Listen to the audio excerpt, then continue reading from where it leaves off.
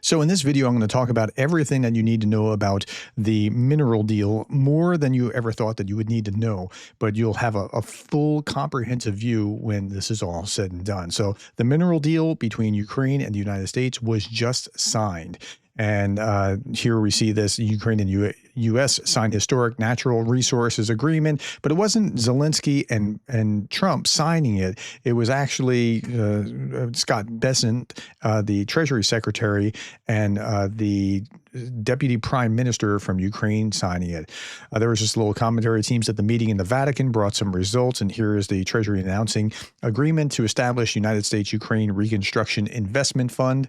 Here is an analysis by Timothy Milovanov. He's the president of the Kyiv School of Economics, former Minister of Economy, giving his analysis. The mineral deal between Ukraine and the United States has been signed. It's a major political and diplomatic win for Ukraine and the U.S. I think that's very fair. It gives Trump a domestic political boost, kind of needs it, and that translates, I expect, into a more positive attitude toward Ukraine. Now, he goes on and says the Ukraine held the line, thankfully, because those first few iterations of this were just embarrassing. Like, as an American, I was like, oh man, why would they put that out there? Despite enormous pressure, everything overreaching, demand from the other side was dropped. The final deal looks fair. I think so. It also opens the door to new U.S. military aid. I just read the full text to be sure. And yes, I'll talk about new U.S. military aid in just a moment.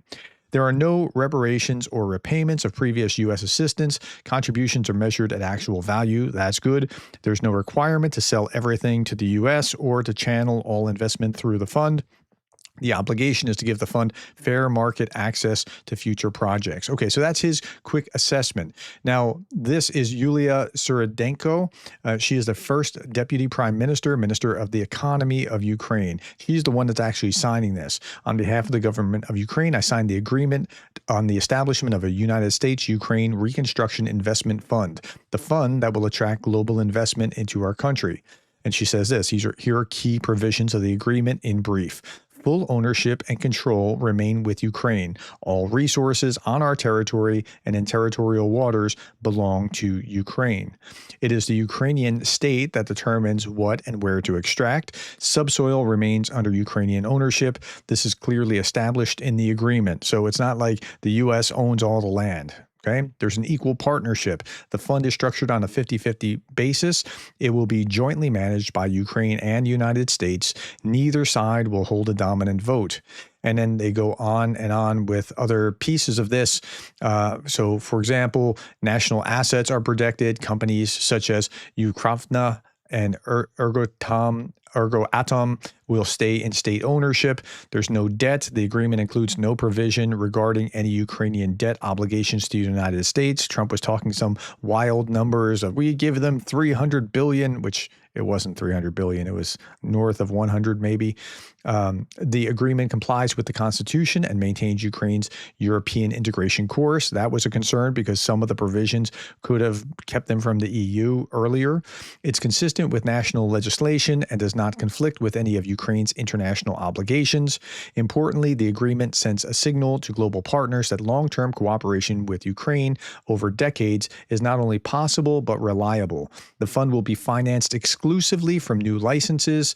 Revenues from existing projects or those already accounted for in the budget will not be included. So, okay, that's a pretty good, healthy understanding, just a little bit more. The United States will help attract additional investment in technology, and they need that because they don't necessarily have the technology to do what they need to do to extract. This will assist us in attracting investments and technologies from the U.S., EU, and other international partners that support Ukraine's fight against a Russian aggressor. Technology transfer and development are a key part of the agreement. The agreement provides tax guarantees. Funds, revenues, and contributions will not be taxed either in the United States or Ukraine, ensuring maximum effectiveness of the investment. So it's not taxed, it's just going to rebuild, and that's good stuff. Okay, and she goes on with some other things, but I think that's pretty much what you need to understand. Now, Timothy Milovanov, again, this is what's happening. The U.S. wants Ukraine to sign all three mineral deals, not one, today or else. Yes, there are three. Now, why three? Because they're different pieces of the puzzle. But this is legally impossible. The courts will annul 2 out of the 3 deals later, yet the U.S. side insisted on it, so they did sign these. So deal 1 is the government-to-government deal. This is what Ukraine's delegation is authorized to sign today. It wants to sign it. It's happy to sign it. The deal is good. It's fair. It's a win for Trump and a win for Ukraine. I know the details of the deal, but that's not the point. Okay.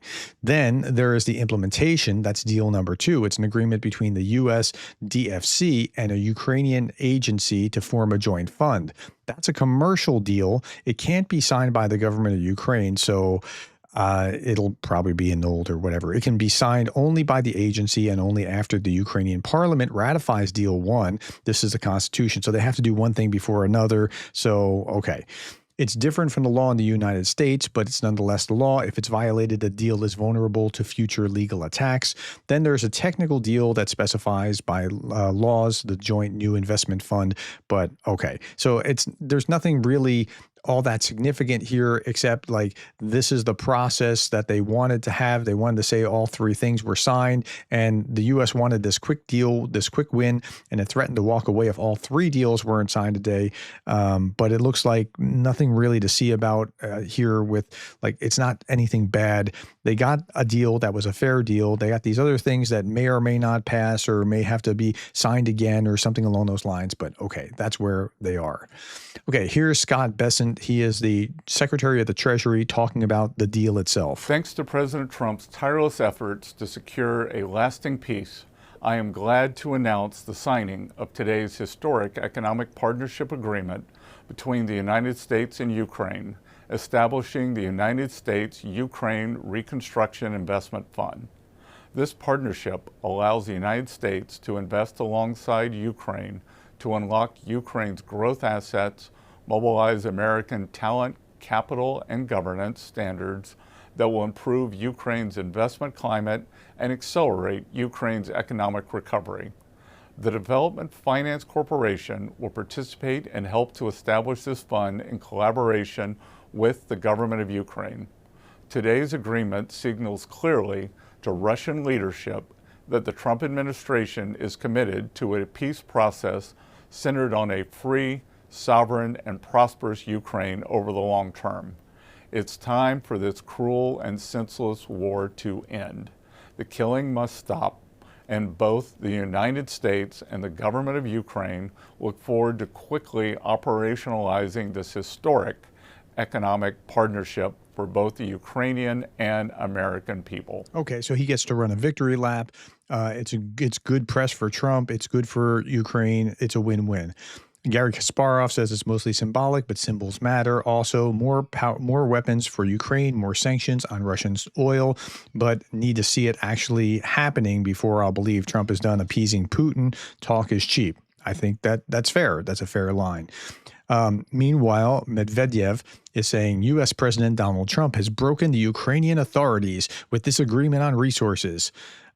Deputy Chairman of the Security Council of Russia said, quote, now for military supplies, they'll have to pay with the national wealth of a disappearing country, he wrote. Well, that's not exactly the way it works.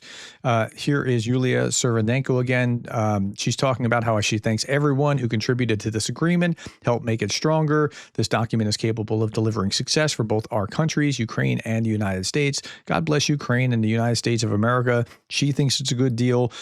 He thinks it's not. She thinks it is. And here's a little bit more to the story. The mineral resources deal includes no security guarantees for Ukraine. It's not geared that way. But immediately following that, we saw this. A $50 million sale license notice, first seen by Kyiv Post, was submitted to Congress through the Arms Export Control Act, a law that authorizes U.S. presidents to control the import and export of defense articles and services. So they're going to sell them $50 million worth of goods, of military goods, and 50 million isn't 50 billion, but it's a start, and this is a good sign. So I think Medvedev is going to be disappointed here.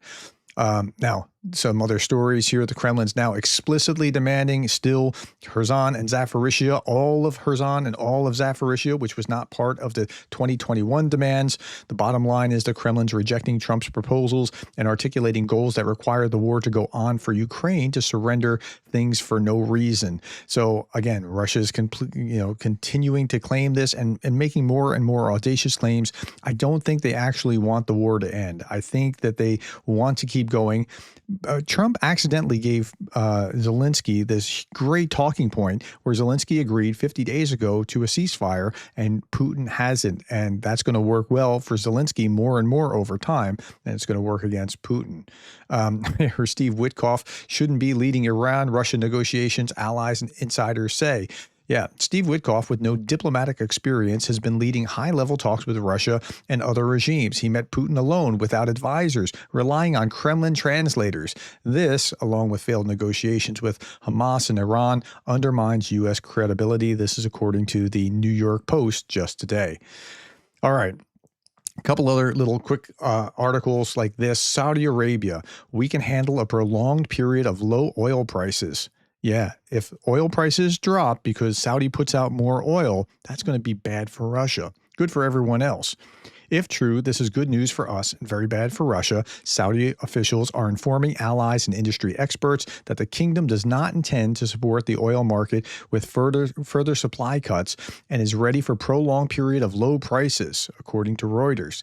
This potential change in Saudi policy could indicate an intention to increase production and expand market share, a significant change after 5 years of efforts to balance the market by deeply cutting production. So that's going to have a significant impact on Russian oil. Meanwhile, and this is another big story, foreign ministers of Denmark, Estonia, Germany, Iceland, Finland, Latvia, Lithuania, Norway, Poland, Sweden, and France have issued a joint statement regarding Russia, continued pressure on Russia with new sanctions to restrict its ability to wage the war on Ukraine. The EU's upcoming action plan aims to phase out Russian energy imports, a major source of revenue for Russia. So between these two things, with these sanctions and Saudi Arabia pumping out more oil, it's bad news for the Russian economy.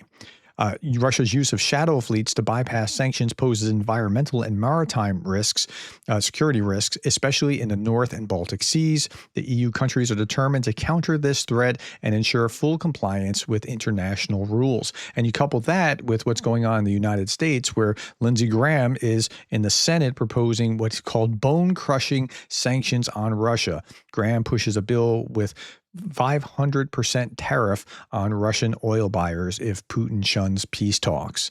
500% tariff on Russian oil buyers. So whoever takes it, if China takes it or whoever takes it. Now, I think tariffs are a bad idea. I've talked about that many times.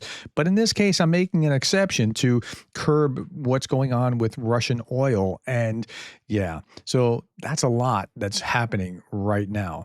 Now, this morning I was talking about this, and I'll wrap up in a moment. Putin's nightmare confirmed. Budanov says bring earplugs, and he's talking about where? He's talking about to the May 9th parade, and like this parade is going to be like the ceramic shards that you're going to see when those toilet bowls explode are going to be pretty damaging. Anyway. Somebody created these AI memes, and I just thought it was worth watching. Anyway, my friends, that's all that I have. Thank you for the time, the likes, the shares, and the subscribes, and thank you for being the kind of person that cares about Ukraine.